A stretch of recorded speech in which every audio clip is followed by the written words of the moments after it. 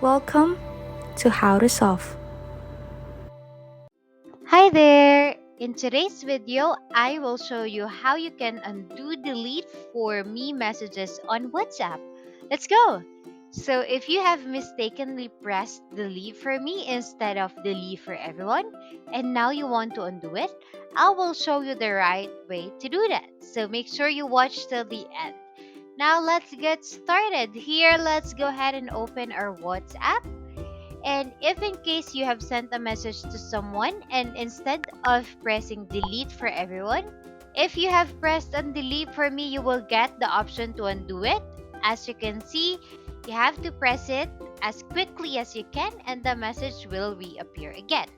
As you can see, so whenever you delete a message and you mistakenly press delete for me, you get the option to undo it right here at the bottom. All you have to do is press it within 2 to 3 seconds. So yeah, that's how we undo delete for me messages on Please WhatsApp. like and subscribe for more content. We'll see you in the next one.